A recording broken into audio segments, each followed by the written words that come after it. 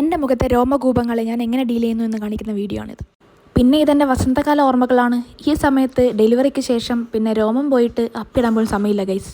നമുക്ക് അത്യാവശ്യം വേണ്ടുന്ന കാര്യങ്ങൾക്ക് മറ്റുള്ളവരെ ഡിപ്പെൻഡ് ചെയ്യാണ്ടിരിക്കുന്നത് വളരെ നല്ലതല്ലേ. അപ്പം അങ്ങനെ ഞാൻ വളർത്തിയെടുത്ത കുറച്ച് സ്കില്ലുകളിലൊന്നാണ് ഇത്. നമ്മുടെ ഐബ്രോസിൻ്റെ ഷേപ്പ് നമുക്ക് ഏകദേശം അറിയാമല്ലോ. അപ്പോൾ അതിൽ നിന്ന് വഴിമാറി സഞ്ചരിക്കുന്ന രോമങ്ങളെ മാത്രം എടുത്ത് കളയാം, അത് ത്രെഡ് ഉപയോഗിച്ചിട്ട്. ഈ ത്രെഡ് ഉപയോഗിച്ചിട്ടുള്ള അഭ്യാസം യൂട്യൂബിൽ ഇഷ്ടംപോലെ നിങ്ങൾക്ക് കണ്ടുപിടിക്കാം. പിന്നീട് കത്രിക ഉപയോഗിച്ചിട്ട് നിങ്ങൾക്ക് കുറച്ചുകൂടി മെനയാക്കാം. ഇനി ലക്ഷ്യം താടിയും മീശയും.